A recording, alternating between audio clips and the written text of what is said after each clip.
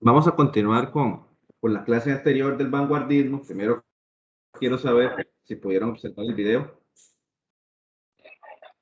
Era un video corto, es un cortometraje de unos 20 minutos. Es, Profe, de- discúlpeme. es del ¿Se habla?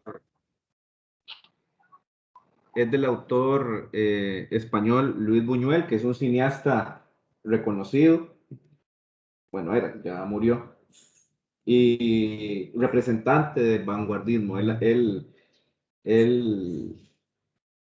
pues desde la parte cinematográfica es como el símbolo de ese movimiento y, y tiene varias películas. Tiene una versión de Robinson Crusoe de 1954 que es bastante buena y bueno, y pueden investigar más sobre su producción.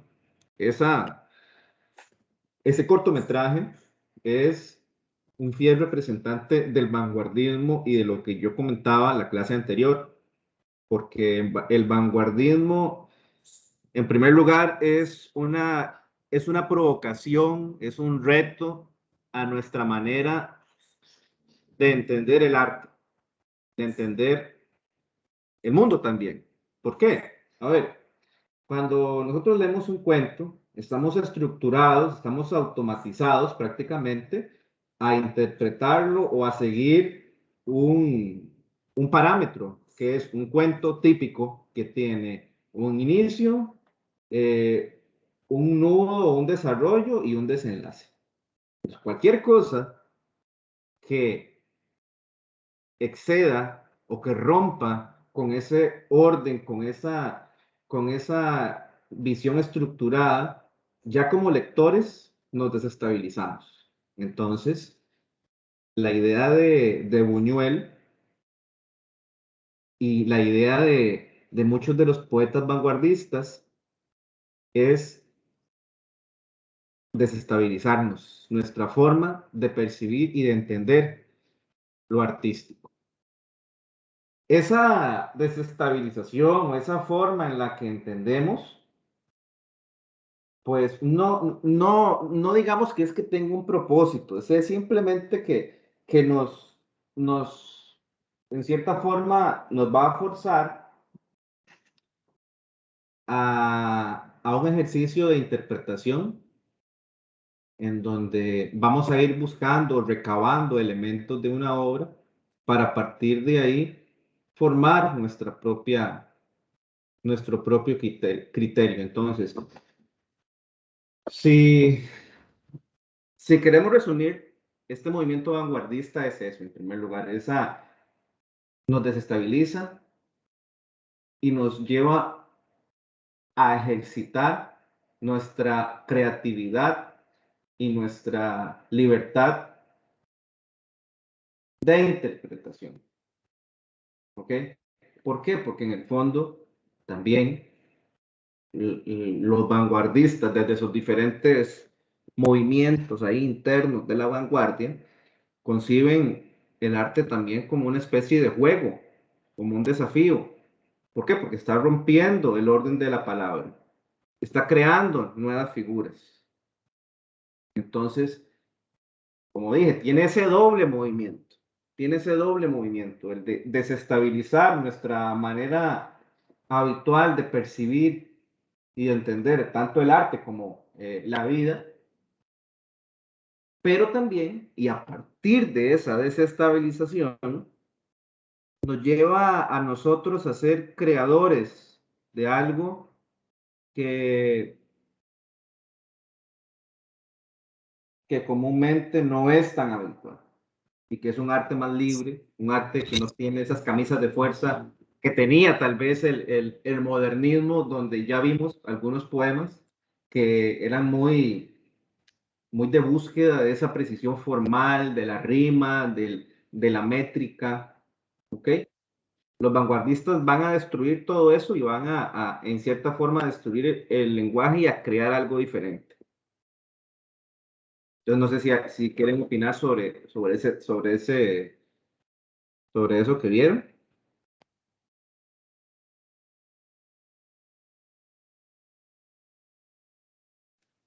Profe, Sí. yo vi otros videos de análisis y decía que interpretaban que cuando inicia el video y abren el ojo de una muchacha y lo parten, quería como hacer un mensaje de política y que las hormigas en la mano era un sueño que había tenido Buñuelos.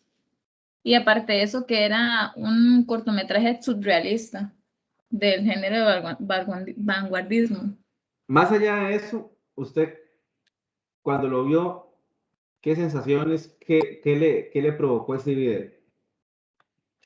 Profe, mucha confusión, más cuando Confusión. él empieza a jalar unas cosas así de la nada, que hay un piano y hay unas cabras muertas o vacas. Ujú. Yo veía eso y yo no entendí, vieras que no, hacía entenderlo y no lo pude lograr entender. Más ahí cuando la muchacha, después se la estaba tocando y todo, y yo me quedaba así, yo, qué raro está esto. Confusión, esa es una buena palabra. Esa es una buena palabra. El hecho de incomprensión, el hecho de no entender, hasta cierta manera es el propósito o es a lo que nos lleva el arte vanguardista. ¿Por qué? Porque, como usted lo dijo, parte de las interpretaciones que se ha hecho de este cortometraje es el tema de un sueño, de tomar aspectos de, de ese plano inconsciente del ser humano, ¿verdad? Porque cuando estamos soñando es cuando estamos dormidos. Se supone que no, somos, no estamos controlando eso, ¿verdad? Entonces, es esa parte del inconsciente que aflora a través del arte. ¿Algo más? Profe, Sí. sí, bueno, cuando yo vi el video, yo estaba viéndolo con mi hija y me dice mi hija, No era una buena idea. no, ya yo qué iba a saber, ¿verdad? Que tenía el video. Y me dice, mamá, ¿usted por qué está viendo eso tan turbio? ¿Quién le enseñó a usted ese video? Perdón, porque, bueno, primero yo no me iba a imaginar qué tenía, qué contenidos traía el video, pero de al fin y al cabo es tan incomprensible que ahora que la compañera dice que ella vio eso otro, ya uno dice, puña, sí, o sea, algo tenía, o sea, un significado, pero lo deja uno como que, rayos es esto, como que es lo que estoy viendo. Yo decía muy bien, ¿será que el profesor se equivocó de video? No. Turbio también es otra palabra interesante. Permiso, profe. Sí, adelante. Me la adelanto porque siento que usted dice todo y ya después no sé ni para qué voy a hablar porque ya lo ha dicho tal vez. No, más bien discúlpeme. No, tranquilo. Que yo viendo el video recordé la clase donde usted nos hablaba sobre que lo que encerraba el vanguardismo era la destrucción de toda lógica. Porque, o sea, en todo el desarrollo del video, todo en algún punto dejaba de tener sentido, ¿verdad? Para uno, ¿verdad? Porque, prueba la percepción de uno sobre las cosas, y cómo uno las comprende. También creo que usted había mencionado que el vanguardismo traía también una parte, creo, no sé si era el vanguardismo o el modernismo, pero creo que era el vanguardismo. Traía un aspecto erótico, creo. Uh-huh. Entonces, o sea, yo en ese video, no sé, siento que, no sé si esa era la búsqueda suya de ilustrarnos qué encerraba el vanguardismo y tal, pero por lo menos ahí sí siento que identifiqué varias características de las que usted nos expuso la semana pasada. Ok. Bueno, con respecto a eso que usted dijo, el tema de que el video no tiene lógica o que no tiene mucho sentido, yo creo que esa es otra reflexión que los vanguardistas toman mucho, que ellos lo reflexionan bastante y llevan, en el arte está como esa visión de ese sinsentido de la vida. Ahí hablábamos en una de las características, hablábamos justamente, vamos a ver, de, Aquí está, vamos a ver. La realidad como el caos. Eso, pero había otra. Ajá, dice existencialismo, angustia por la vida, desencanto y pérdida de fe. ¿Por qué? Y eso va ligado también a la realidad como caos. ¿Por qué? Porque a veces, para ellos, digamos, y lo que se plasma en cierta forma en ese video es eso, o sea, la vida no tiene ningún sentido, porque ni la existencia humana tiene ningún sentido. ¿Por qué? Ellos que dicen, bueno, los seres humanos hemos alcanzado un nivel de avances tecnológicos, de descubrimientos en donde se ha probado nuestra capacidad para innovar, para mejorar, pero en realidad lo que está sucediendo es que esos avances, ese, entre comillas, desarrollo, más bien nos lleva a la destrucción como seres humanos. ¿Por qué? Porque ellos parten de lo que ven alrededor y que son guerras, que es crisis económica, que es el desarrollo de la tecnología, pero para creación de armas nucleares. Entonces ellos dicen, bueno, ¿cuál progreso?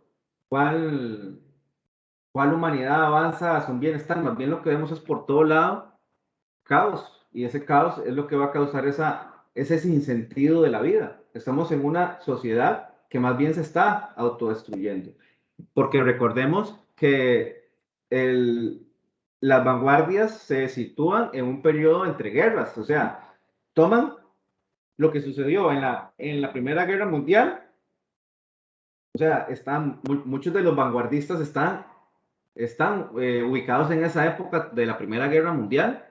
Desde ahí ya están desencantados y todavía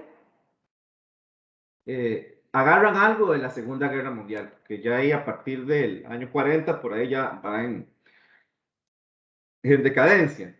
Pero igual, esa Segunda Guerra Mundial también ellos la viven, principalmente el tema del ascenso o del predominio de las ideologías y los gobiernos fascistas, de los gobiernos nazis, de la ideología totalitaria, por ejemplo. Entonces, también ahí ellos dicen, bueno, ¿cuál democracia? ¿Cuál representatividad?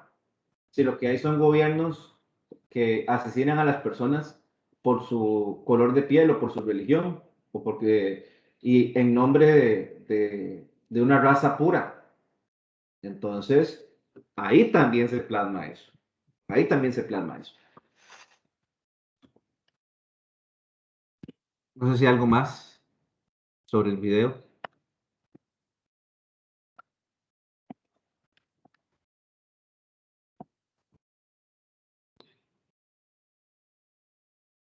Entonces, ven ustedes que al hablar ellos de todo eso, en cierta forma, ellos están siendo críticos. Ellos no se evaden de la realidad. Una de las características alrededor de la cual se concebía el modernismo es que algunos de ellos planteaban la noción del arte por el arte y no tocaban mucho lo social. No digo que todos, porque Martí era muy crítico, pero otros, lo social no estaba tan instalado.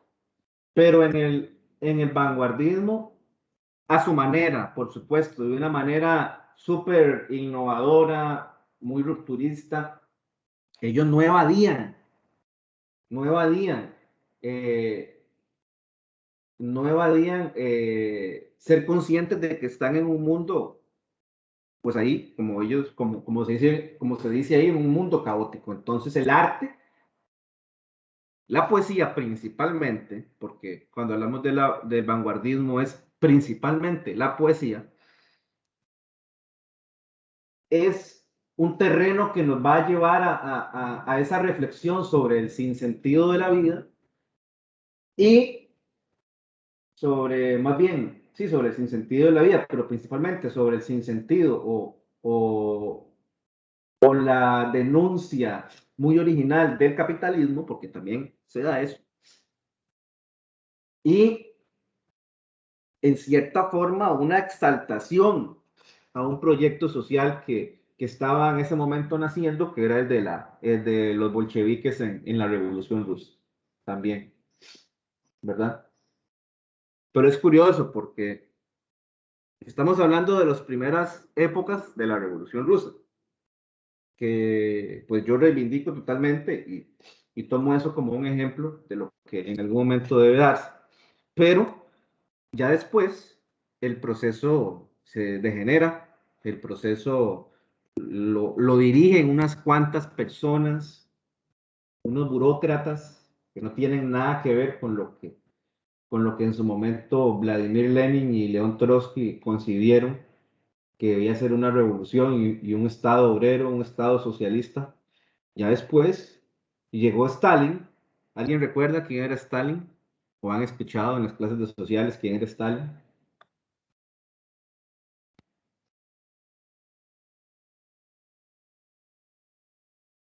Stalin fue el presidente de la Unión Soviética durante muchos años y él fue el que, en cierta forma, degeneró todo, todo lo que uno, digamos, en este momento piensa negativamente sobre el comunismo o el socialismo, en cierta forma viene de ahí, porque Stalin traicionó los ideales eh, de lucha y de cambio social. Pues fue muy diferente lo que sucedió en la Unión Soviética en los primeros años, que ya en su momento, cuando hablemos de la generación de los 40 y el tema del neorrealismo, voy a profundizar más en eso, pero era en serio algo pues muy importante. En cuanto al arte, por ejemplo, que es a lo que quiero llegar, los líderes de la Revolución Rusa promovieron la total libertad artística para todas las corrientes. Y ahí es donde nace en Rusia la idea del futurismo, la figura de Mayakovsky como un poeta futurista, aunque por más que los dirigentes rusos, digamos, quizás no les gustaba ese tipo de arte, pero nunca, nunca lo censuraron. Y ya llegó Stalin, que es este dirigente que yo les cuento. Stalin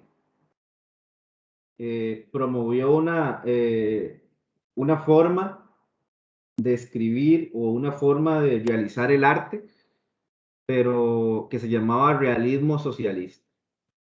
O sea, era un arte que estaba al servicio de engrandecer su figura, lo que se llamaba culto a la personalidad.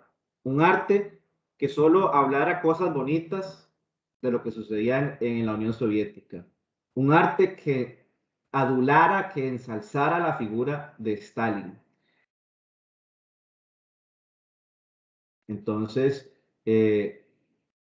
todo lo que se escribía diferente al realismo socialista, que ya digamos, eso se da ya en el periodo que yo les digo de degeneración de la Revolución Rusa, de degeneración, todo el que escribía o el que se salía del canasto del llamado realismo socialista era asesinado o era perseguido, tenía que irse del país. Entonces, los vanguardistas también denuncian en cierta forma esa manera totalitaria impuesta con la que algunos gobiernos, tanto del lado del fascismo como del lado del estalinismo, actuaban. Entonces, para ellos no debía imponérsele ningún límite al arte. Nadie podía limitarlo.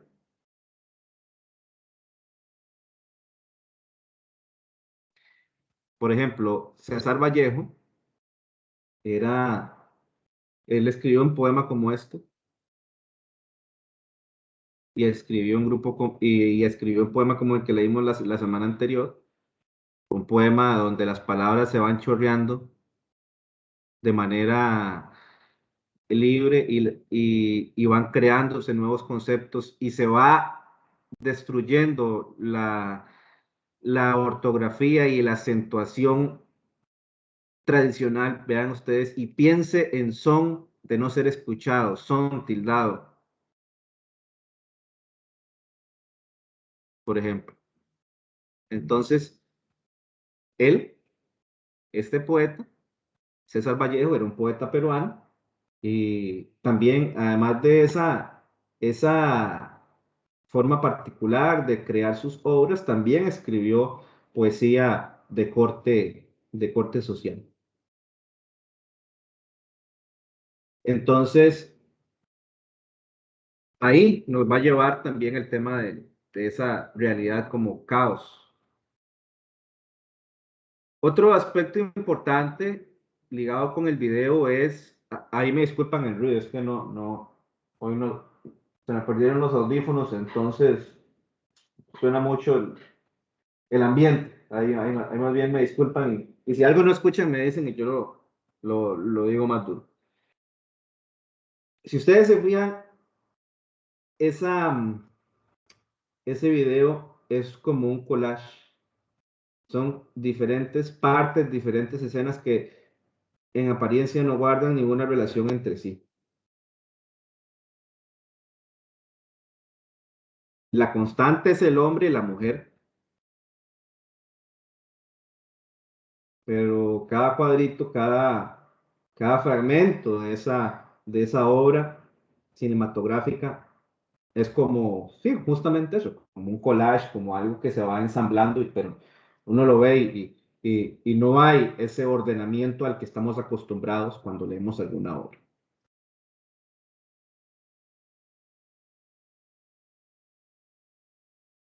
¿Algo más?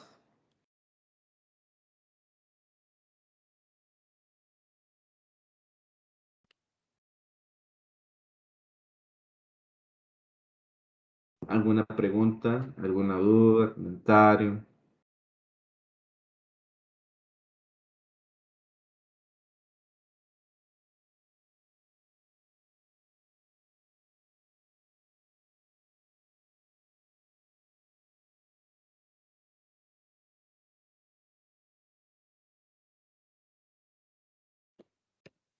Digamos, entonces, el vanguardismo tiene muchos ismos, no es solamente vanguardismo. Ya Raila dijo surrealismo. Entonces, dentro del vanguardismo hay diversos movimientos, cada uno con sus rasgos particulares, con su manera de escribir. Vamos ahora a estudiar el primero de ellos, que es el futurismo, exaltación del original. El escritor futurista buscaba innovar en las artes de ese periodo a través de contenidos originales y nuevos. Ven ustedes que a nivel del arte, dice o se suele decir, y yo la verdad sí reivindico eso, o sea, yo sí creo que cuesta mucho uno decir, bueno, voy a hablar o voy a escribir de algo que sea innovador, que quizás no, no se haya escrito nunca. Eso no es tan frecuente, ¿verdad? Yo creo que casi que todo está escrito, prácticamente. Los temas suelen repetirse, pero el secreto es justamente cómo nosotros, cómo el artista, el poeta, el novelista lo plantea a su manera. Entonces, por eso el arte más bien todo el tiempo está en constante renovación, o la literatura, porque por más que los temas se puedan repetir, siempre hay nuevas maneras de contarlo, porque cada quien tiene una mirada distinta y cada quien trabaja la destreza literaria a su manera. Pero bueno, para los futuristas no, para los futuristas ellos se arriesgaban, iban con todo a intentar ser lo más originales posibles. ¿Okay? Estructuras del movimiento, tiempos, velocidad, energía, fuerza. En el caso de la pintura se buscó generar en el espectador o crítico de arte esos efectos transmitidos por las máquinas. Para ellos, para los futuristas, era objeto de fascinación ese funcionamiento maquinal, valga la redundancia de las máquinas, todo lo que está alrededor del proceso de producción, ¿verdad? Ese movimiento mecánico automatizado, ellos lo veían llamativo. ¿Okay? Contenido relacionado con el mundo moderno, las ciudades, los automóviles, es lo mismo, viene de ahí, ¿verdad? Su bullicio y su dinamismo. Entonces, las máquinas, esa creación de tecnología que se da principalmente en las ciudades, en fábricas, es que es un nuevo escenario, o sea, los automóviles no han existido siempre, comenzaron justamente en el siglo XX, entonces eso era un objeto de fascinación para ellos. Y, y esa parte de admiración por una tecnología nueva, por aspectos que van a modificar la vida cotidiana, también es importante. Ruptura de la tradición literaria, el pasado y los signos convencionales de la historia del arte. Siempre es lo que decíamos ahora, la innovación literal del arte. En el caso del futurismo, ¿qué es lo que podemos captar como algo que lo diferencia de otros ismos dentro del vanguardismo? Es justamente la mirada hacia el futuro, no tanto el presente, no tanto el pasado, sino se centraban en creación de mundos futuros o de visiones que no están instaladas en lo cotidiano, en lo que está todos los días. Si uno va entrelazando el tema de la originalidad, el tema de la fascinación por las máquinas, por los automóviles, eso nos lleva a creer que tienen su mirada puesta en el porvenir, en el futuro, como dice el mismo término. Acá está Filippo Tommaso Marinetti y Mayakovsky, que es un poeta que, como les dije, es un poeta, el poeta futurista por excelencia, era un ruso, y él empezó con sus movimientos, con su arte, a partir de la revolución de 1917, de octubre de 1917, que ya les dije, es muy importante saber esto. En Rusia, de 1917 a 1924, digamos que a nivel artístico había plena libertad. Se fundaban escuelas artísticas de todo tipo, las publicaciones de todo tipo eran libres de hacerse. Había también una relación entre arte y educación. ¿Por qué? Porque se publicaban ediciones de los clásicos de la literatura para que las personas las pudieran leer de manera gratuita. Y además está la relación entre el arte, la educación y las condiciones laborales de las personas. ¿Por qué?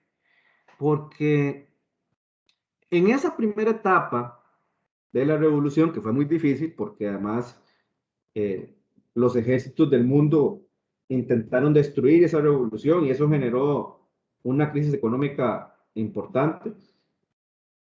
Pero durante ese periodo, principalmente, bueno, tal vez sí se mantuvo después, pero a lo que voy es de que la revolución rusa trajo lo siguiente. La clase trabajadora o la clase obrera, los campesinos, jamás bajo el capitalismo, bajo la sociedad que ellos destruyeron, jamás iban a poder tener un nivel de cultura, jamás iban a poder acceder a estas obras artísticas bajo esas condiciones. ¿Por qué? Porque trabajaban 8, 10, 12 horas al día en las fábricas. Con la Revolución Rusa se planteó un cambio importante, que las personas trabajaran menos, por lo menos 6 horas al día o hasta menos, y el resto del tiempo lo podían dedicar a otras cosas, a las reuniones de la sociedad, para tomar decisiones sobre la política, los obreros podían estudiar de manera gratuita. Y en general, lo que se quería era elevar ese nivel cultural de las personas que eran hasta, en su mayoría, el analfabetismo era tremendo. Entonces, la Revolución de Octubre o la Revolución Rusa se planteó acabar con eso. Entonces, por eso hay un enlace entre la educación, la literatura y la cultura.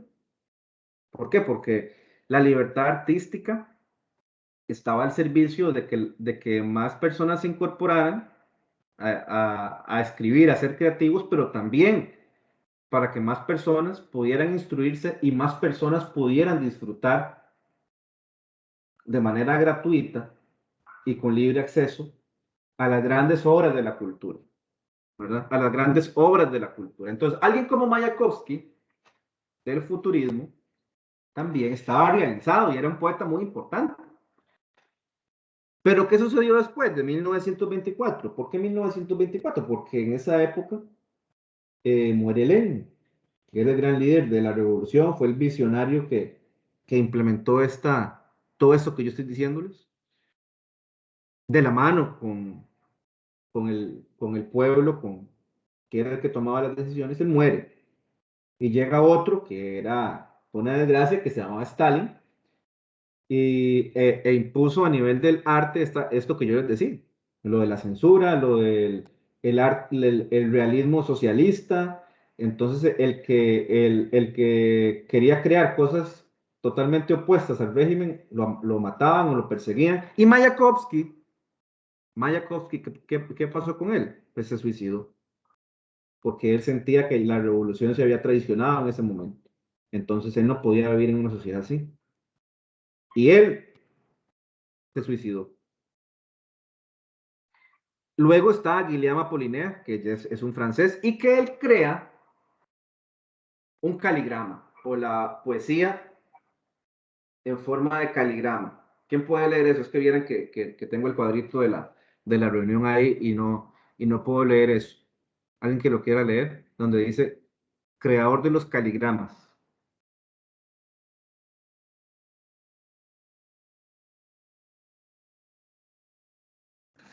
Yo, profe, Uh-huh. creador de los caligramas, o sea, poema, frase, palabra, conjunto de palabras cuyo propósito es formar una figura acerca de lo que trata el poema, en el que la tipografía, caligrafía o el texto manuscrito se arregla o configura de tal manera que crea una especie de imagen visual. Es un poema, pero también es una imagen visual. Vamos a ver, eso es un poema de Mayakovsky. La poesía, toda, es un viaje a lo desconocido. La poesía es como la extracción de radio. Se desperdician por una sola palabra miles de toneladas de mineral verbal. Pero qué abrasador es el ardor de estas palabras junto a la podredumbre de la palabra cruda. Y están los caligramas. Es eso. Es una figura hecha por palabras. Y ahí está el poema. La primera que está ahí arriba, ¿qué figura tiene? Es un pez. ¿Y qué dice ahí? Como se moje otra vez, se va a convertir en pez. Ahí lo importante es la figura, ¿verdad? Y las letras como están configuradas. Es un poema que tiene una rima, pero lo importante es eso otro. Vamos a ver, alguien que quiera leer el de la figura humana, que está al lado derecho. Yo, profe, vamos a ver si lo logro. Jesucristo. Es que estoy desde el teléfono. Hermanito, ¿cómo serás? ¿Te gustará el chocolate como a mí? Ay, ya no veo, Willas. Los cuentos y las canciones, los juegos y las caricias, los besos. Y los No sé. abrazos, los ojos y la sonrisa tan linda de mamá. tan linda de mamá. Quiero que llegues muy pronto, porque no tiene sentido ser el hermano más grande si aquí no estás tú conmigo. Ven ustedes que es una mujer embarazada y el poema en realidad es, el yo lírico es el hermano. Entonces, tiene que ver una cosa con otra. Y el otro que está ahí, que es el más complicado de leer, vamos a ver quién se anima, quién lo puede captar bien. Espero que no les dé dolor de cuello, pero bueno, es parte del ejercicio, de la lectura. Voy a intentarlo, profesor. ¿Sí? Wow, leer parece leer, pero es soñar, sentir, crecer, imaginar, pensar, sufrir, cambiar, abrir, discutir, abrir, llevar, creo que es, investigar, desatar, juntar, compartir, iluminar, abrazar, y eso es, y la antepenúltima no sé, Conectar. conectar, la otra es Sí. conocer. Ven ustedes que estos caligramas, yo no sé, pero a mí me parece muy interesante para trabajar con los estudiantes, porque estamos creando un poema, pero también estamos creando una figura, y es llamativo, es llamativo. Así que esa es una manera de que ustedes pueden acercarlos al tema del vanguardismo y acercarlos a la poesía de una manera lúdica y creativa. No sé qué les parece a ustedes.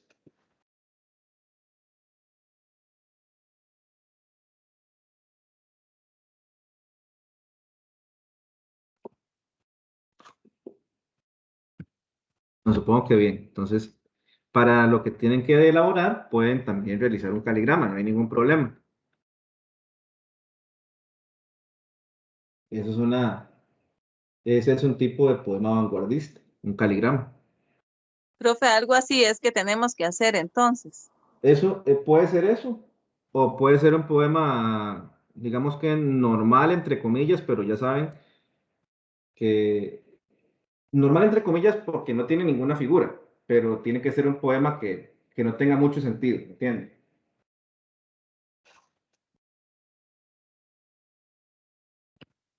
Pueden hacerlo también así, no hay ningún problema.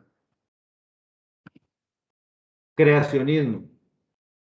Es un movimiento que consiste en la creación libre del poeta. Fue iniciado por Vicente Huidobro en París, en donde él proponía que el poeta es como un pequeño dios de su obra creada. Este ismo se ubica a principios del siglo XX. Entre las características, el escritor deja de lado las descripciones, se vuelve más espontáneo y a la vez más innovador. Tiene relación con lo otro, ¿ven? Considerándose como Dios de su obra.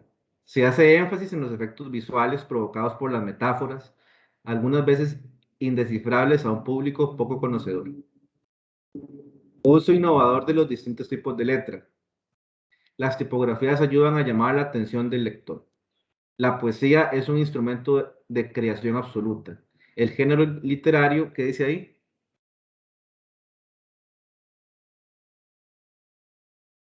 El El- género literario.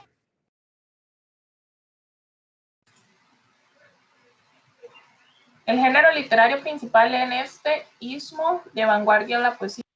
Sí, como casi todo el vanguardismo, pero ojo, antes de que se me olvide, hay narrativas, o sea, hay cuentos, novelas con carácter o con características del vanguardismo porque utilizan una técnica llamada monólogo interior o también el fluir de la conciencia, que es narrar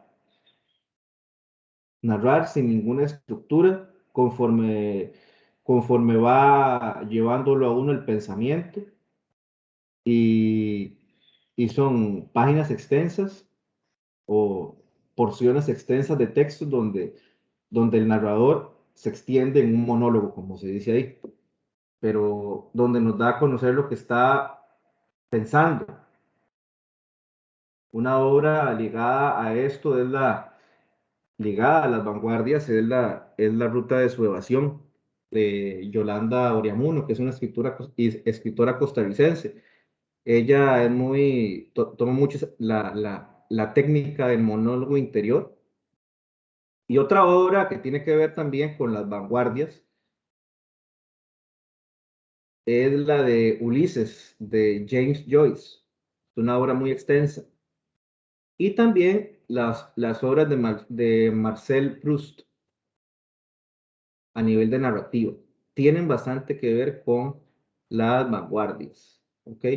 Y hay unos poemas en prosa de César Vallejo también, pero es más de la poesía, aunque sean en prosa, pero es considerado dentro de la creación poética.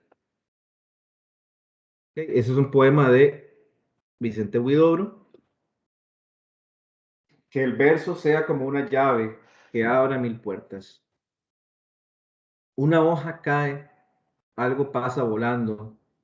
Cuanto miren los ojos, creado sea, y el alma del oyente quede temblando. Inventa mundos nuevos y cuida tu palabra. El adjetivo, cuando no da vida, mata. Estamos en el ciclo de los nervios. El músculo cuelga como recuerdo en los museos. Mas no por eso tenemos menos fuerza. El rigor verdadero reside en la cabeza.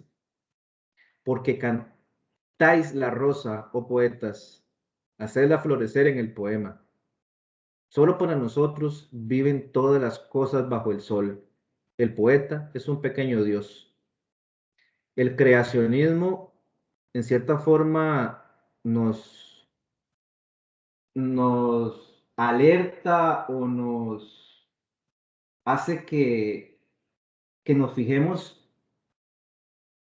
en el poder que tiene la palabra y principalmente la palabra poética para, para crear nuevas, nuevas maneras de entender el amor, de entender la naturaleza. A veces, y desde el punto de vista de los creacionistas, a veces se menosprecia esa capacidad de la poesía o de la palabra poética para dar vida. Entonces, los creacionistas, cuando hablan de que el poeta es un pequeño dios, es por eso, porque buscan rescatar la figura del yo lírico que mediante la palabra está creando vida, está creando nuevas maneras de concebir o recrear la realidad y sus diferentes fenómenos, sus diferentes sentimientos y emociones. ¿Ok?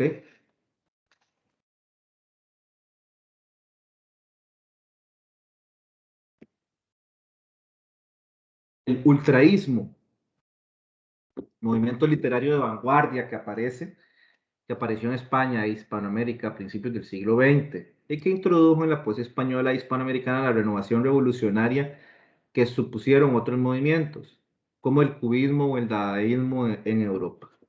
¿Okay? Uso de la metáfora, parecido también a los otros movimientos, eliminación de los nexos y adjetivos inútiles. Los versos se vuelven más complejos para un lector convencional. La lectura se concentra en la carga visual que produce la metáfora.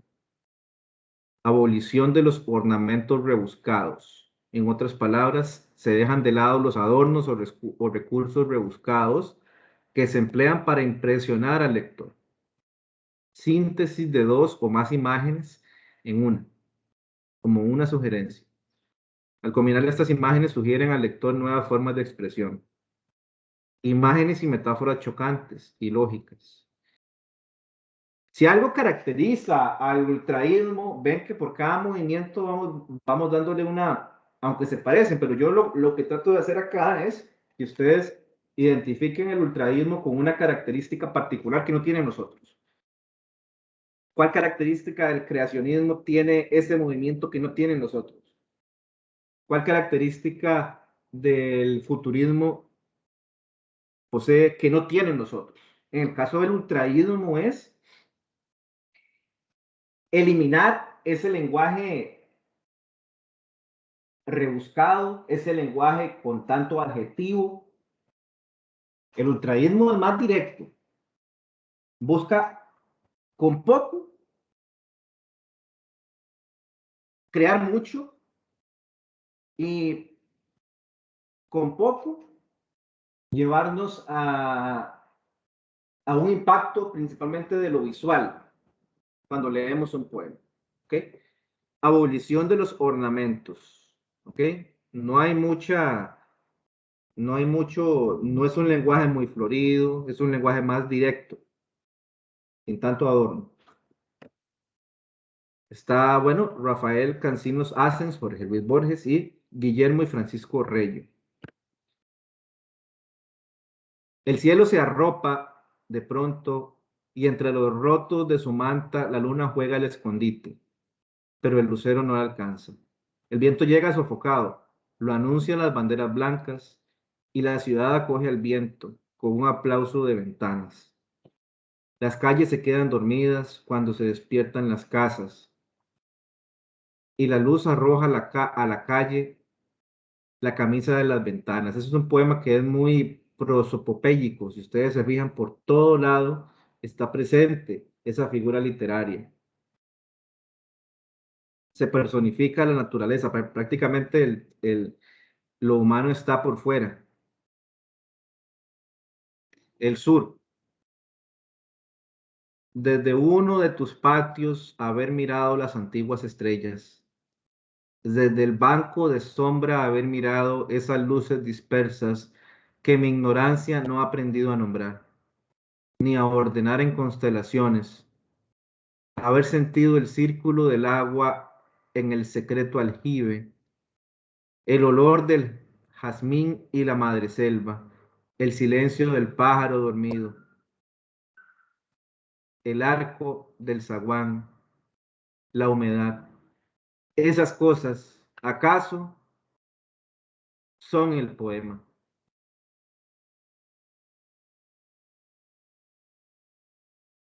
¿Algún comentario, alguna pregunta? Este es más metafórico. ¿Por qué? Porque todo eso es una gran metáfora de la poesía. La poesía es todo eso que está acá de la poesía. ¿Ok? Entonces, esas cosas, ¿acaso son el poema? Hay una comparación directa entre el poema con estos diferentes elementos que van a despertar los sentidos. El olor del jazmín y la madreselva. Ahí está el olfato. El silencio del pájaro dormido, el oído. El arco del zaguán, la humedad. El arco del zaguán, la vista. La humedad, igual. ¿Cómo percibe uno la humedad? Con el tacto. ¿Cómo? Profe, con el olfato, Ujú, con la vista. ujú. Muy bien. Entonces, esa es una gran metáfora, todo este poema sobre el poema. Dadaísmo. El dadaísmo literario lo podemos definir como una sucesión de palabras, letras y sonidos a la que es difícil encontrarle lógica, va otra vez, porque en su creación se van colocando una tras otra las palabras obtenidas de recortes de revistas. Se basa en el desarrollo de lo ilógico, de lo absurdo, oposición a las clásicas nociones de gusto y producción artística. Es importante el uso del lenguaje en la experiencia colectiva del creador. Representa el sentido nihilista de la vida. Su desarrollo se considera corto, pero también reafirmó al surrealismo. Acá encontramos a Tristan Tzara, Arthur Caban y Richard Huelsenbeck. Entonces, El dadaísmo es justamente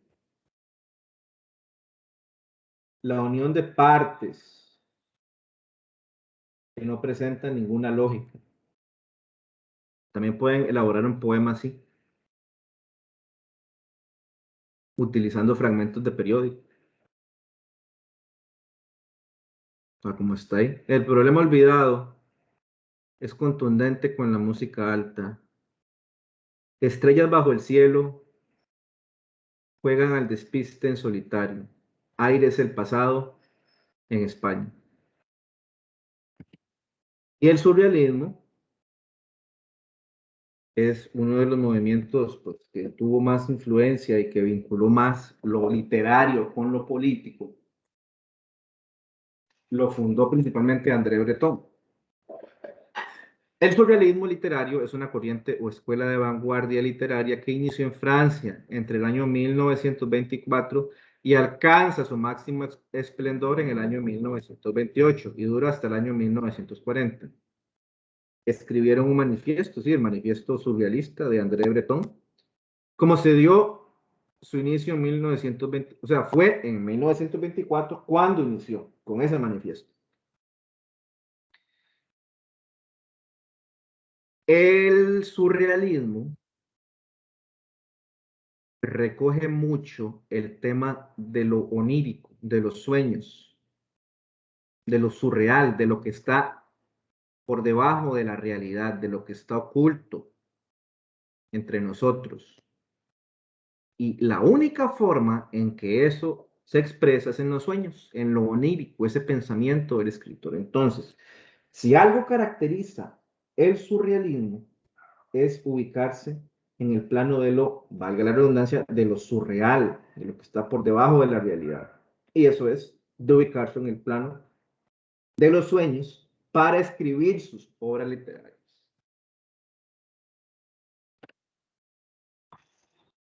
Ahí es la mezcla de la realidad con la ficción. Como decíamos, presenta elementos oníricos de los sueños, hechos que solo pueden pasar en la mente del escritor. La literatura surrealista busca impresionar al lector con temas fuertes o chocantes. Toma elementos del subconsciente, ideas, imágenes totalmente fuera de la lógica real. La influencia del psicoanálisis y la asociación libre en la literatura como técnica terapéutica es parte de las ideas del escritor. Por estas fechas también se estaba dando el auge de la psicología con Sigmund Freud. Se hace uso de imágenes y metáforas para obligar al lector a interpretar, ¿qué dice? Interpretar, dice, bueno, no sé. Al lector a hacer.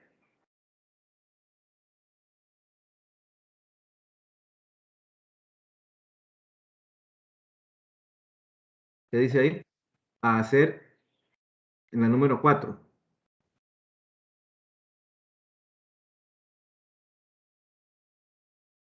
Interpretaciones, profe.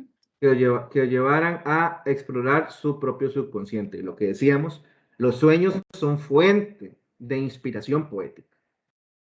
También ustedes pueden decir, profe, vean, viera, profe, yo me soñé algo y este poema fue el sueño que yo tuve. Y ustedes me entregan ese poema surrealista y vale también. Vale también.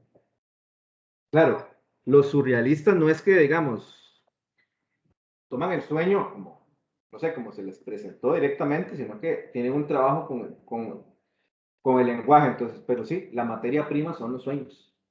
Son los sueños. Breton, como decíamos, fue la figura fundamental del surrealismo. Él estuvo en la guerra, trabajó en varios hospitales psiquiátricos en los que pudo conocer y estudiar los trabajos y tesis experimentales de Sigmund Freud sobre la escritura automática, escritura libre de todo control de la razón y de preocupaciones estéticas o morales, conocimientos que serían la base sobre la que formuló la teoría surrealista. Ven, todo va muy ligado al mundo de los sueños, a esa escritura espontánea. Hay un trabajo con el lenguaje, pero se le da mucho pie a lo espontáneo. que es lo que yo decía ahora, a lo surreal. ¿Ok? ¿Por qué? Porque en Bretón está esa parte de llevarnos por lo desconocido que hay en nosotros mismos. Eso es lo esencial. Conducirnos hacia lo desconocido dentro de nosotros mismos, que es lo desconocido y lo reprimido que está en nosotros mismos. Porque los sueños es una expresión de eso reprimido, que está en el subconsciente. Entonces, ahí también toma esas caracterizaciones del psicoanálisis, que es lo que en cierta forma yo mismo estoy explicando ahora acá. Y otro es Federico García Lorca y Luis Aragon, ¿ok? Que es francés. Este poema surrealista. Me dicen que allá las playas son negras. Me dicen que allá las playas son negras, de lava encaminada a la mar y se extienden al pie de un inmenso pico humeante de nieve, bajo un segundo sol de canarios salvajes. ¿Cuál es, pues, ese lejano país que parece extraer todo su esplendor de tu vida? Tiembla muy vivo en la punta de tus pestañas, suave a tu tez como un paño inmaterial recién salido del arca entreabierta de las eras. Detrás de ti, lanzando sus últimos fuegos sombríos entre tus piernas. El suelo del paraíso perdido, vidrio de tinieblas, espejo de amor, y más abajo, hacia tus brazos que se abren, es prueba por la primavera. Después, la existencia del mal, todo el manzano en flor de la mar. Siempre por primera vez. Siempre por primera vez apenas si te conozco de vista. Vuelves a tal hora de la noche en una casa oblicua a mi ventana. Casa toda imaginaria, en donde de un segundo a otro, en lo negro intacto, espero que se produzca una vez más la desgarradura fascinante, la desgarradura única de la fachada y de mi corazón. Cuanto más me aproximo a ti, en realidad, más canta la llave en la puerta de la habitación desconocida, en donde te me apareces sola. Solo hay que asomarme al abismo de la fusión sin esperanza de tu presencia y de tu ausencia. He encontrado el secreto de amarte siempre por primera vez. Es un poema de amor, que es un sueño también, pero habla del el amor como un descubrimiento pues cotidiano. He encontrado el secreto de amarte siempre por primera vez. El amor como una renovación constante. El amor como una un quehacer para escapar de la monotonía, de la rutina. He encontrado el secreto de amarte siempre por primera vez.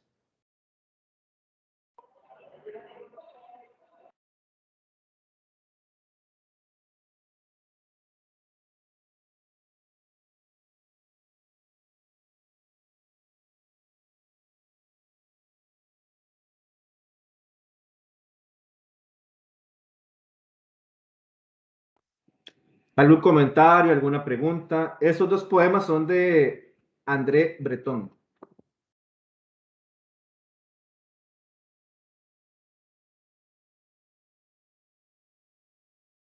Y en parte, no sé, me parece que es una reflexión o me lleva a pensar de que, dice ahí, he encontrado el secreto de amarte siempre por primera vez, porque uno no siempre ama a la misma persona, porque uno no siempre es la misma persona. Es esa visión de la filosofía de Heráclito, de que uno no se baña dos veces en el mismo río. ¿Por qué? Porque siempre estamos en constante cambio.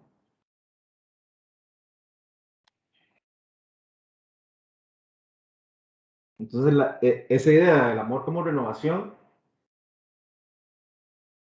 como un constante conocimiento tanto de nosotros mismos como del ser amado, está instalado en ese poema. Siempre por primera vez, apenas si te conozco de vista. Entonces, empieza de esa manera y cierra similar. ¿Algún comentario, algo que les haya generado estos dos poemas, o este principalmente?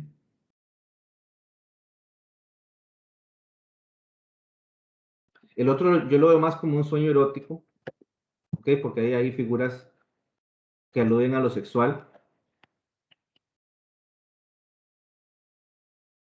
Pero este es más, desde la lectura que yo hago, por los elementos que están ahí colocados en el poema, lo interpreto de esa manera.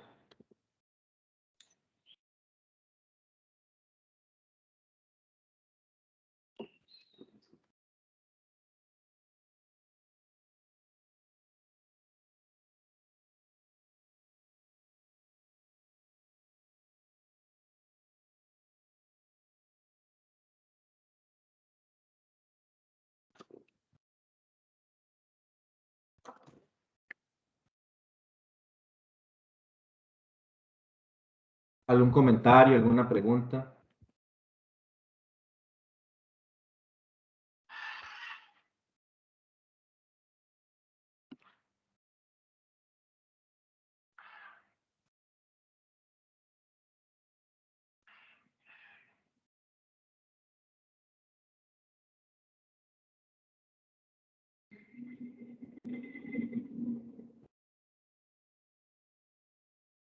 Vamos a ver un poco. María Elena había pedido la palabra, o ya tenía la mano levantada desde antes, no sé. No, profe, la tenía levantada desde antes, disculpe. Ah, ok.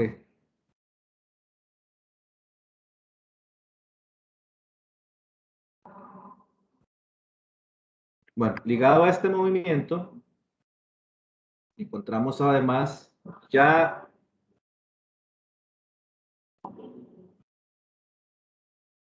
propiamente una teoría de la literatura.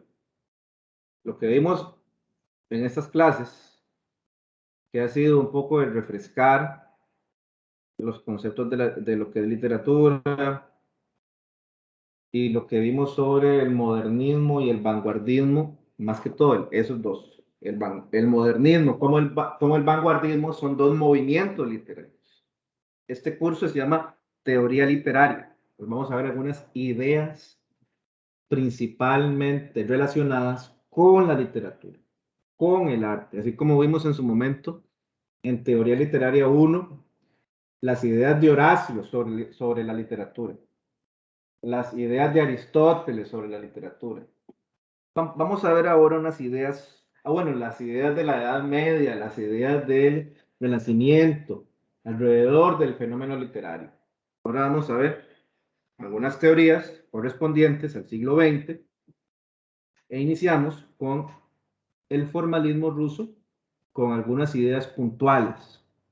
Unas ideas puntuales porque quiero que, que lo, que lo capten en esos términos de 3, 4 ideas que ustedes deben manejar sobre el formalismo para que no se enreden porque es una teorización un poco compleja, pero bueno, vamos a ver cómo nos va. ¿Alguna pregunta, alguna duda sobre el vanguardismo? ¿Creen que les puede resultar útil para trabajar con los estudiantes? Yo creo que principalmente la técnica del caligrama, la técnica de los recortes del dadaísmo y el hecho de que ustedes le digan a ellos, bueno, escriban un poema vanguardista, lo que se les viene a la mente inmediatamente. Ellos escriben ahí. Pero no sé, tal vez esté equivocado. No, profe, para nada, ya lo estaba analizando. Más bien antes de que era que se puede hacer un poema, de caligrama, yo lo había analizado hacerlo así. Ok.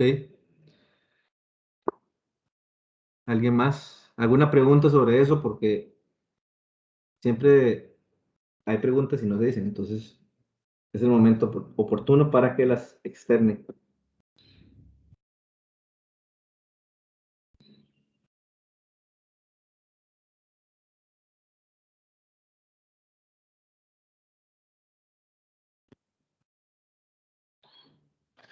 De mi parte no tengo dudas, profe. Ok.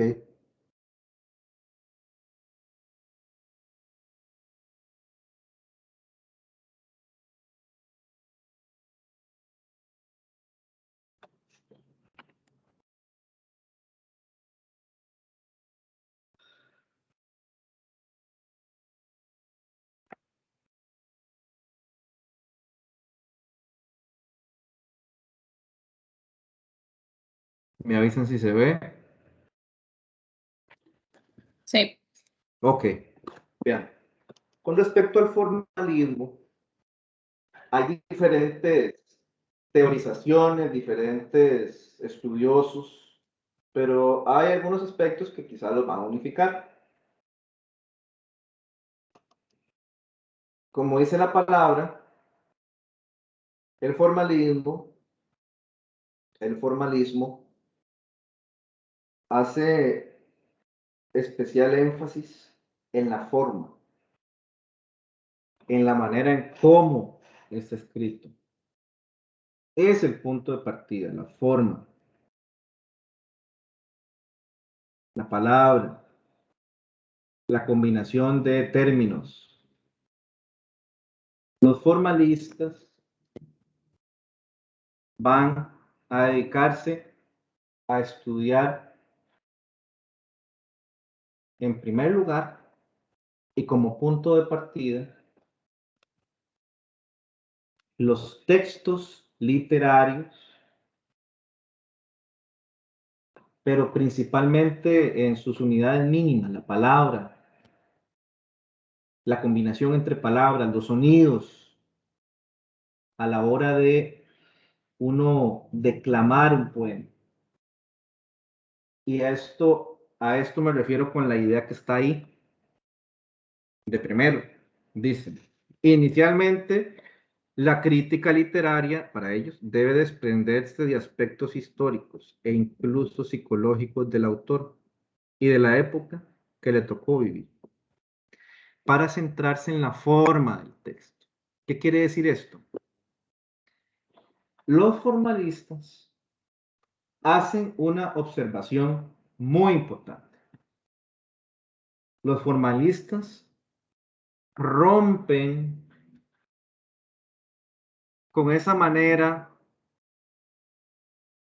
de concebir el análisis literario o la crítica literaria que imperaba en la época, a inicios del siglo XX.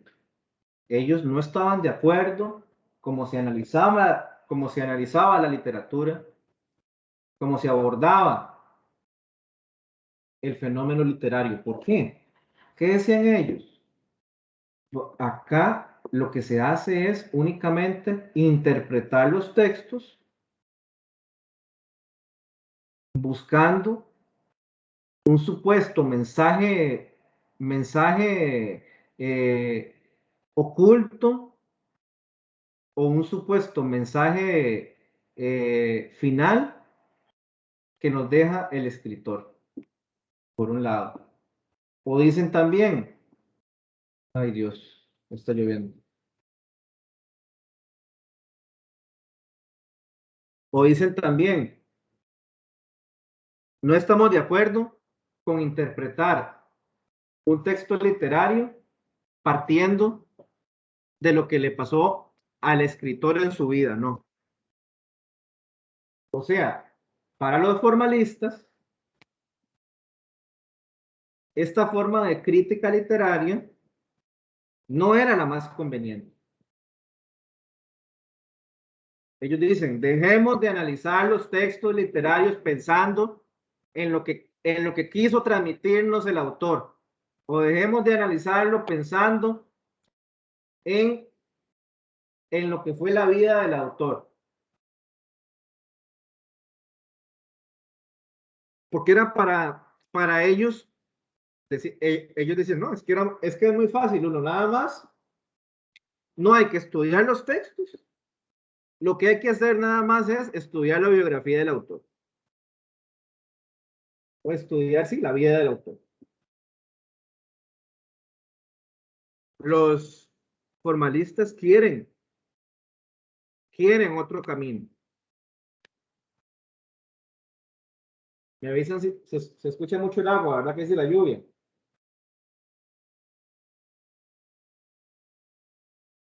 ¿O no? Yo no escucho la lluvia, pero sí lo escucho como en un hueco.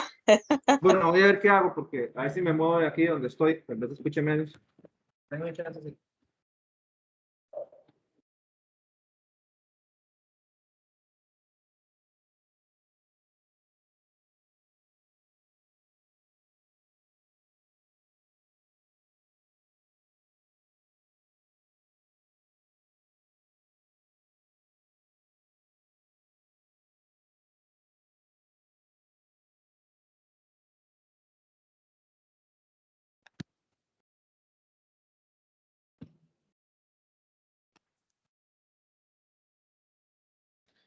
Profe, si está hablando no se escucha.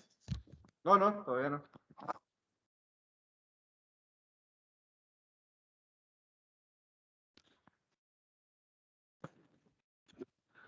Creo que ahora sí. Entonces, les estaba diciendo que en cierta forma esta gente del formalismo ruso no estaba conforme con la manera en que se hacía crítica literaria o en la manera en que se abordaba los textos considerados como literatura. ¿Por qué? Vuelvo y repito, porque la crítica tradicional o un sector de esa crítica del momento lo que hacían era nada más ir a la biografía del autor y decir, bueno, eso que está en este cuento fue porque le pasó al autor o fue un episodio de la vida de él. Entonces, acá yo rescato algo de los formalistas, la verdad es que tienen razón. ¿Por qué? Porque ellos, la preocupación que ellos tenían inicialmente era decir, bueno, entonces, ya no hagamos esto. El punto de partida para estudiar un texto literario no es la vida del autor. El punto de partida para estudiar el texto literario es el texto literario. Eso es lo primero que tenemos que estudiar. Yo creo en eso, ¿verdad? Ahora, el texto. Ahora, también creo que eso fue un avance importante en el sentido de decir, bueno, cuando hacemos crítica literaria, no podemos hacerla pensando en que el texto tiene un único mensaje, un único significado, que fue el que nos dejó el autor. Y la labor del crítico es llegar al pensamiento que nos dejó el autor. Entonces, los formalistas no creen en eso. Los formalistas, cuando dicen que hay que centrarse en la forma del texto, que hay que partir del texto y no del autor, nos da ya un camino para pensar en una interpretación del texto literario pues más amplia. ¿Por qué? Porque nos dicen justamente que no hay que fijarse o pensar en llegar a descifrar el único significado que puede tener un texto, que es el significado que le da el autor. No. Los formalistas, al centrarse en la forma del texto como punto de partida, están diciendo, bueno, hay muchas maneras de interpretar un texto. El texto nos muestra un camino más amplio y rechazan esa idea de que hay un único mensaje o un mensaje maestro ahí que nos toca descifrar y llegar hasta el pensamiento del autor, ¿no? Y los formalistas creo que dejaron ese camino muy, muy claro, muy claro. Ahora, ¿quiere decir que ellos ignoran por completo al autor o a la historia? No. Lo que hacen es partir del texto, ¿verdad? Lo innovador es que ellos parten y se centran en primer lugar en el texto.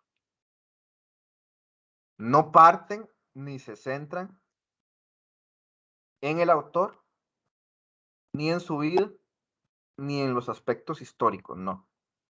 No. Parten del texto. Parten de la obra, parten del poema, parten del cuento, parten de la novela. Inician ahí. Inician ahí. ¿Ok? ¿Por qué? Porque para ellos, si ellos parten de los aspectos históricos o del contexto, pues lo que se hace es historia, no es crítica literaria. Si ellos parten de aspectos psicológicos del autor, Dicen, ¿no?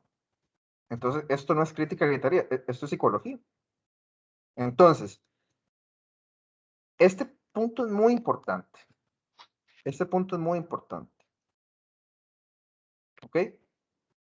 ¿Queda claro? ¿O hay alguna cosa ahí donde se pudieron perder o que no comprendieron muy bien? Porque si no entienden esto, lo otro se les puede complicar.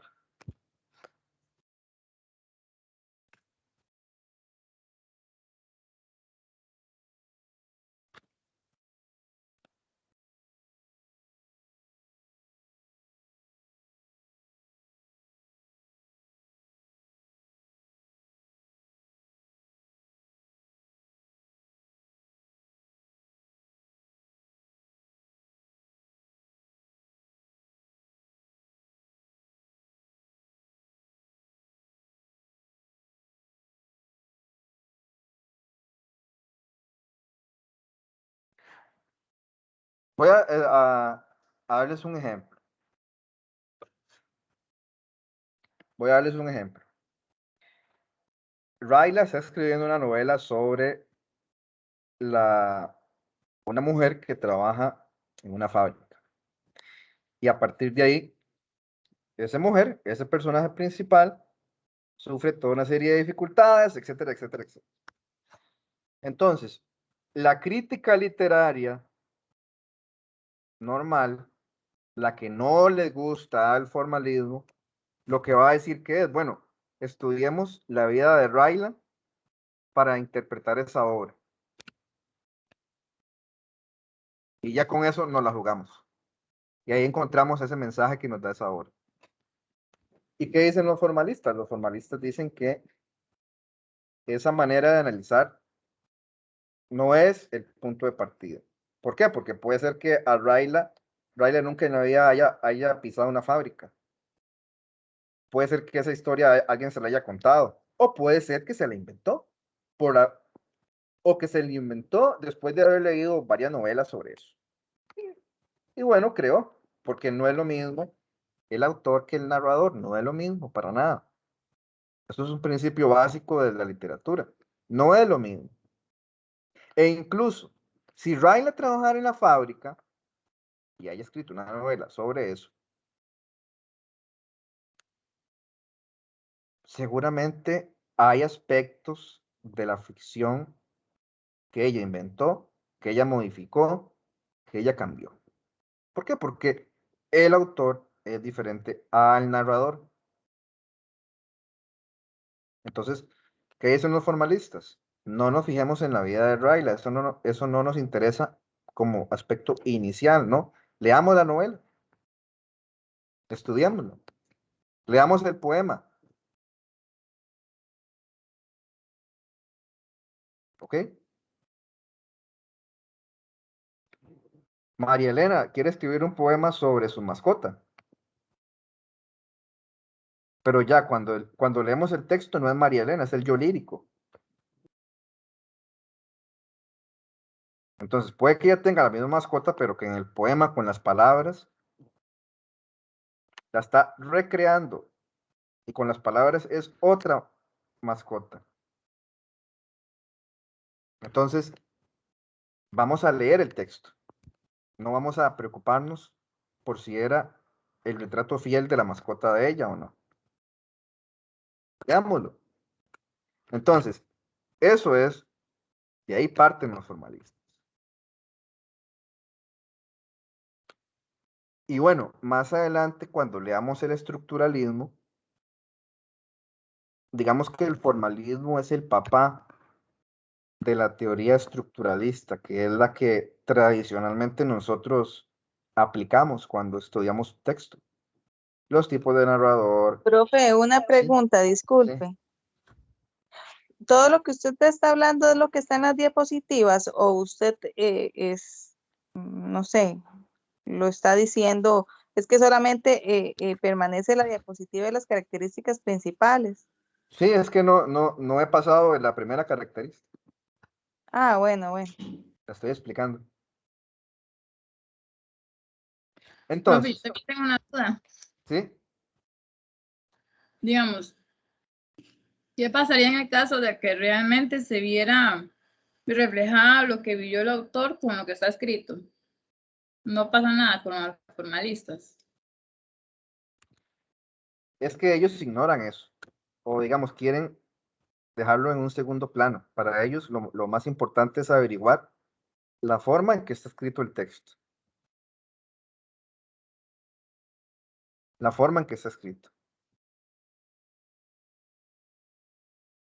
¿Cuántos capítulos tiene? Identificar los diferentes momentos de la obra. Y ya después de ahí, llegar a otros niveles de integrar lo histórico. Y se puede involucrar algún tipo de referencia al autor, pero es principalmente en el inicio y en el punto de partida, ¿verdad? En el punto de partida. Y bueno, básicamente, como que no les preocupa mucho eso tampoco. Hay unos que no lo integran del todo, que nada más se centran en la obra y no en quién la escribió. ¿Okay?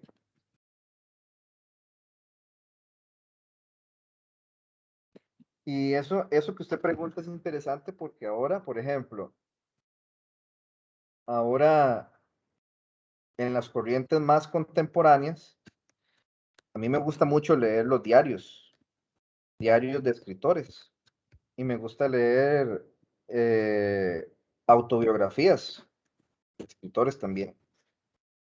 Y es toda una discusión porque tradicionalmente la autobiografía o el diario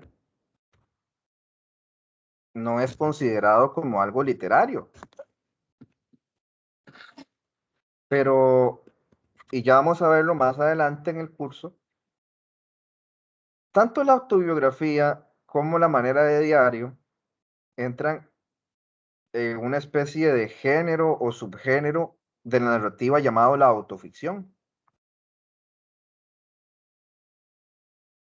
¿verdad? Donde justamente acudimos a la lectura del relato de la vida del autor, ¿verdad? Entonces, ya más adelante vamos a ver eso. Pero para los formalistas lo más importante, como dice la palabra, es la forma, no lo que le pasó a la persona que escribió el texto. ¿Ok?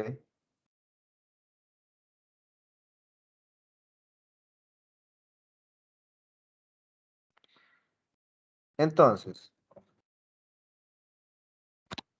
ahora eso nos lleva a la pregunta, ¿cómo estudiamos el texto?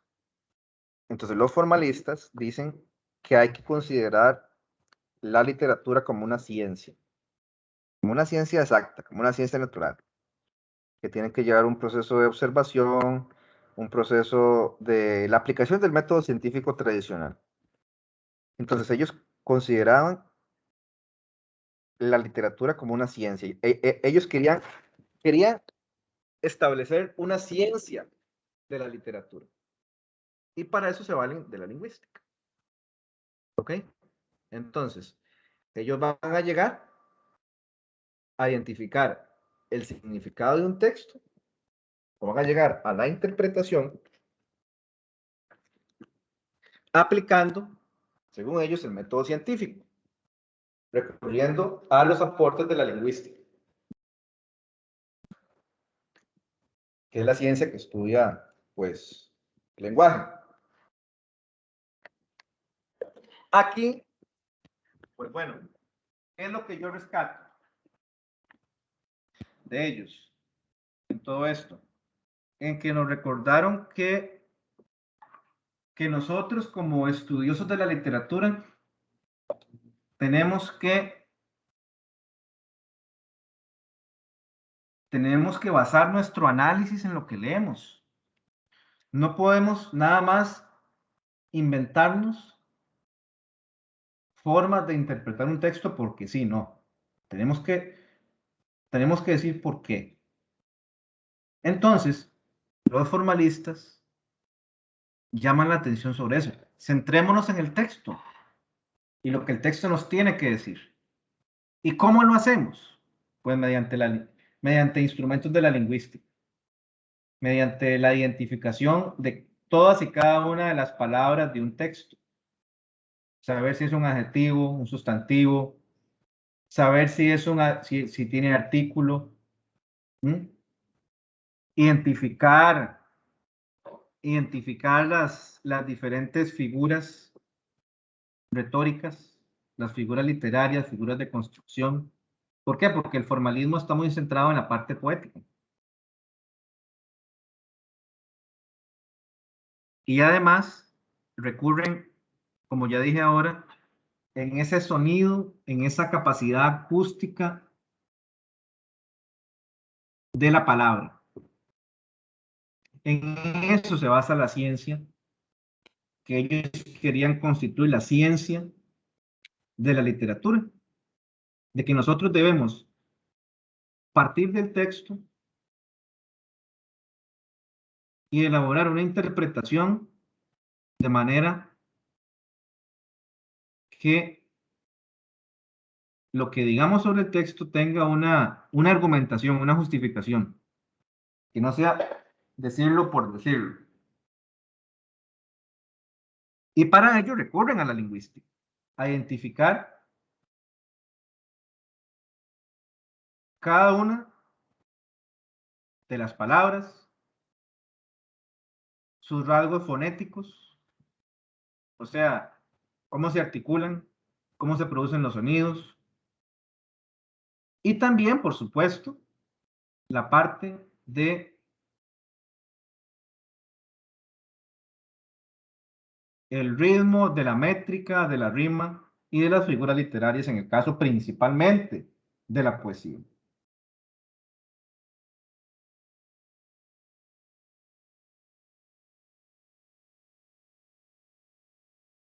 Entonces, ¿qué pienso yo de esto? De esa interpretación. No sé ustedes, pero bueno, a veces considerar el texto literario como una ciencia o la literatura como una ciencia puede volverlo como algo rígido. ¿Por qué? Porque una ciencia, como decir la biología, como decir no sé, la medicina, una ciencia, la física, todo eso es como muy rígido. Estamos trabajando con aspectos de la naturaleza. En cambio, la literatura no es una producción de la naturaleza como tal. La literatura es una producción humana, cultural, donde están involucradas una serie de aspectos históricos, donde están involucradas una serie de aspectos emocionales, ¿verdad? La palabra es palabra social. Entonces, una observación, una crítica que yo hago al formalismo es eso, que se vuelve a veces muy formal, como uno dice. Le quita riqueza a ese análisis literario. La literatura es arte. El arte, el arte privilegia la creatividad, lo sensorial, lo emocional, lo emotivo. ¿Por qué? Porque estamos trabajando con sentimientos y emociones, circunstancias humanas, al final de cuentas. Entonces, pretender esa exactitud científica, seguir los pasos del método científico aplicado al arte, yo no sé, yo creo que convierte al arte en algo rígido, en algo que le quita esa capacidad expresiva que tiene el arte, ¿verdad?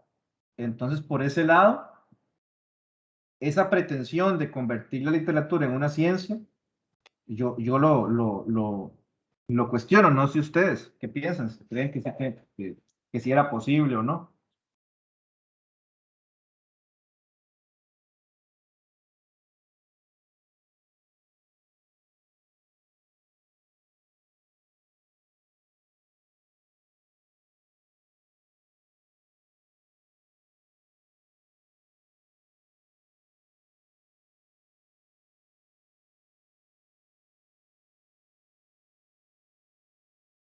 Por un lado, Por un lado, yo creo que el formalismo fue interesante porque llegó y dijo, no, la literatura tiene que estudiarse partiendo de la creación artística, del texto como tal. No podemos únicamente quedarnos o no podemos partir de la vida del autor, no, para nada. No podemos partir de lo histórico, porque eso es historia, no. La literatura es un campo propio, diferente de la historia o diferente de la psicología. Entonces, por un lado, yo creo que el formalismo le dio ese campo como discurso que tiene la literatura a diferencia de otras disciplinas. ¿Ok? Pero por otro lado, al pretender convertirlo en una ciencia, creo que se le quitaba esa riqueza que implica lo artístico. ¿Por qué? Porque al trabajar con el lenguaje, que el lenguaje es una creación colectiva de la sociedad, cada quien trabaja con el lenguaje a su manera. Y siempre va a haber espacio para eso imprevisto, para eso innovador. Y eso imprevisto y eso innovador va a escapar a esa pretensión de exactitud de la ciencia, de querer encasillar todo y tener cada uno de los pasos medidos.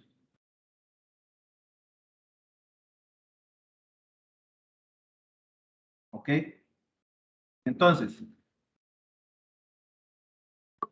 también otra idea de los formalistas era que el lenguaje poético estaba en contra del lenguaje común, el lenguaje literario en contra del lenguaje coloquial.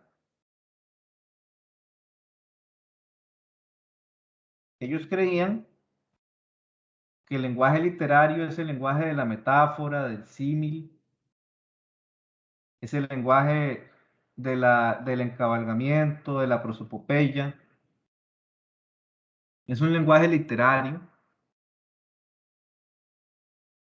y no podían mezclar ese lenguaje literario con el lenguaje común. ¿Ok? Con el lenguaje común.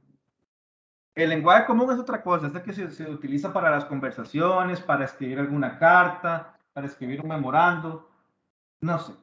Pero el lenguaje literario es el lenguaje poético, el lenguaje con ese estilo que nos dan las figuras literarias. Pues para ellos sí trazaban esa diferencia entre el lenguaje poético y el lenguaje común. ¿Ok?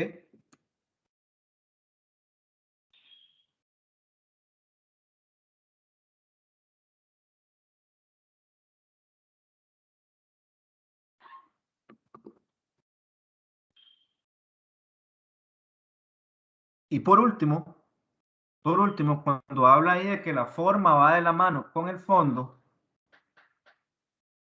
quiere decir que el texto literario, principalmente la poesía, que es lo que ellos estudiaban,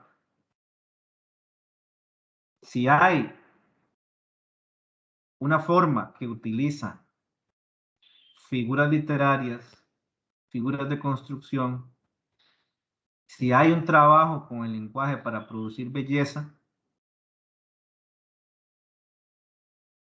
quiere decir que a partir de ahí estamos hablando como tal de arte. Y la temática que desarrolla está ligada a esa forma. Las temáticas poéticas. Entonces no hay una diferencia entre forma y contenido, forma o fondo. Ya de una vez la forma de la escritura va a llevarnos a clasificar determinados temas como temas propios del arte. ¿Ok? Temas propios del arte. Entonces no hay una separación. La forma va de la mano con el contenido. La forma va de la mano con el fondo.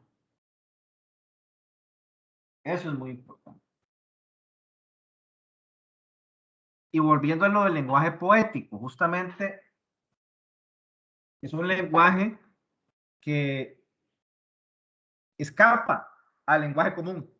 ¿Por qué? Porque es el lenguaje de la creatividad, es el lenguaje del arte. Por eso va a ser diferente al lenguaje común. Es el lenguaje pensado en términos artísticos. No es pensado en decir tengo hambre, quiero tomar café. No, es el lenguaje pensado para producir belleza, no para comunicar aspectos cotidianos. Ahí uno dice entonces, ¿se puede incorporar palabras del lenguaje cotidiano en el lenguaje poético? Desde el punto de vista de los formalistas, no. La obra literaria debe trazar esa diferencia entre el lenguaje poético y el lenguaje común, que ya no sería literatura.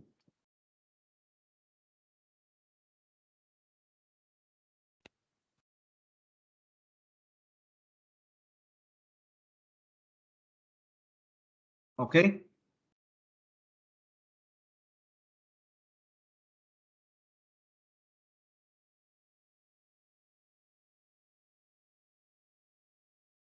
¿Algún comentario?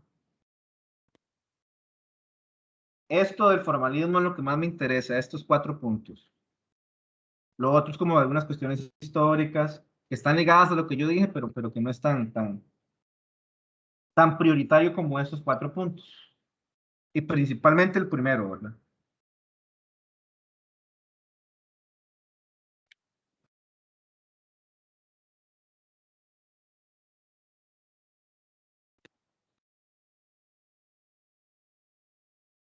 Profe, cuando usted dice que la forma va ligada al fondo, ¿cómo a qué tipo de forma se refiere? O digamos, si me podría dar un ejemplo.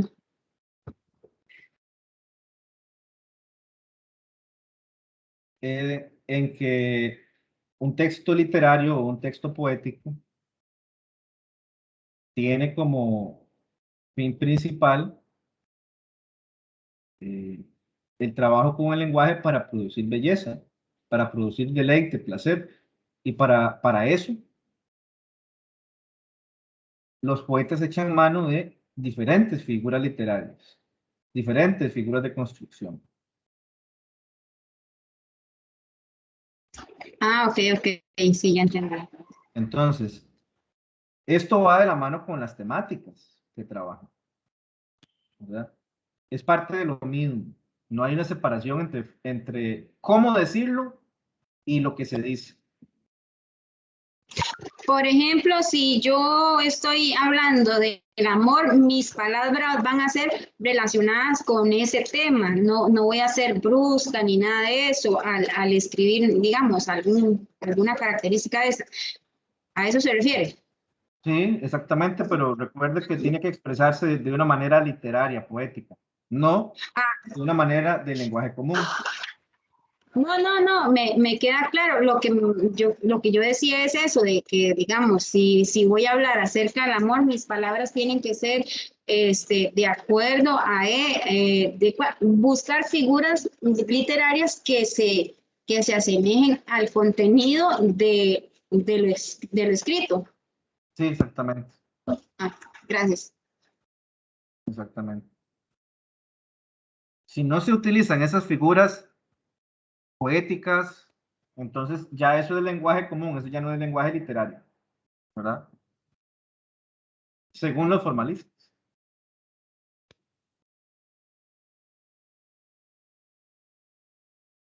Desde el punto de vista de los formalistas, por ejemplo, lo que dijo Riley ahora de la biografía y todo eso, estudiar las biografías, eso no es literatura. O si ustedes o si yo le digo a ustedes, qué sé yo, léanme La Metamorfosis.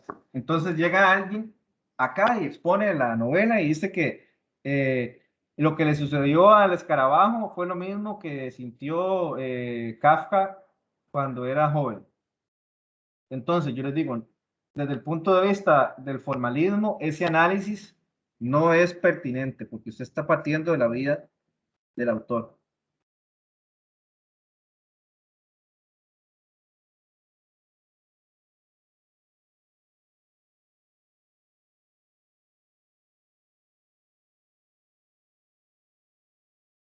Tiene que centrarse en lo que el texto nos va diciendo.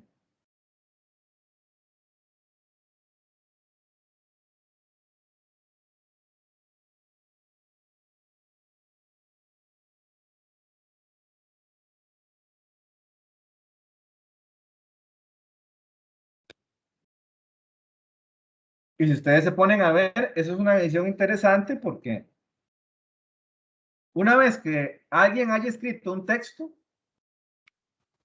ya después de ahí el texto va a circular y va a tener diferentes maneras de interpretarse, de ser leído. No quiere decir que solamente hay que pensar en lo que el autor nos quiso decir y que el trabajo literario es limitarse a buscar el significado del autor. Los formalistas nos alertan contra eso. ¿Qué dicen los formalistas? El trabajo de la crítica literaria no consiste en buscar el significado maestro o el significado único que deja el autor en el texto. Para ellos, eso no es el trabajo de la crítica literaria, no es.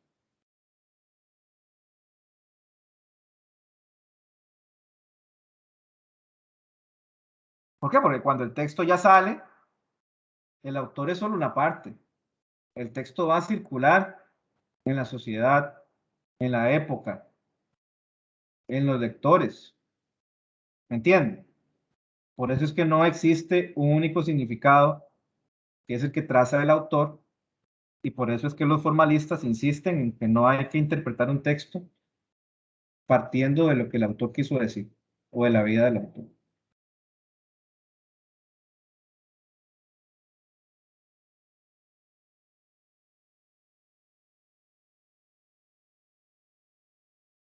Imagínense ustedes, las lecturas que hemos hecho del Quijote, las personas que estuvieron en ese curso, desde el punto de vista de estar actualizadas todo el tiempo, o de ir uno buscándole diferentes significados con base en lo que el texto nos dice, en cierta forma eso es un abordaje formalista, porque estamos buscando a partir del texto los diversos significados que éste tiene.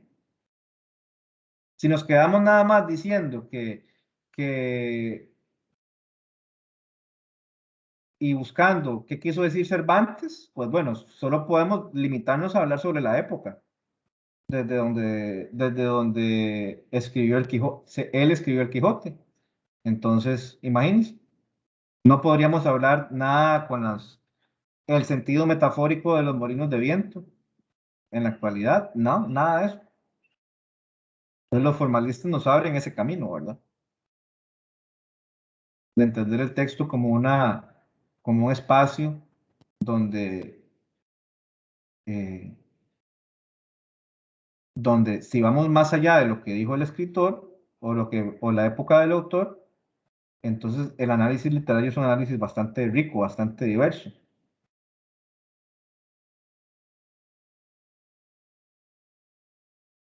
Pero por otro lado, también ellos mismos a veces se limitaban al considerarlo como una ciencia.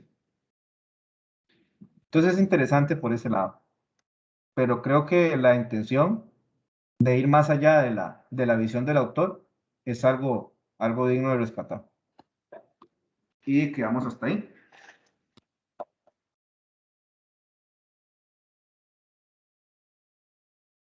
Voy a abrir una tarea para que me entreguen el poema de aquí de hoy hasta el viernes.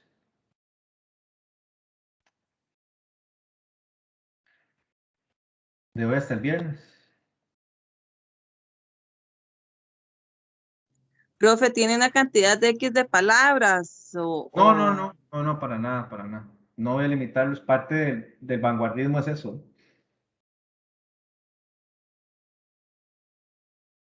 Oh, tampoco me escriban un verso, nada más. Traten de ser, de ser más extensos, ¿verdad?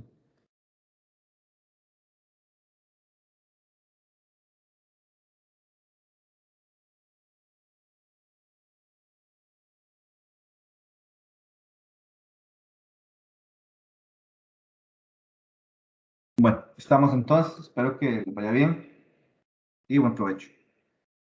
Bueno, chao, feliz fin de semana a todos. Bueno.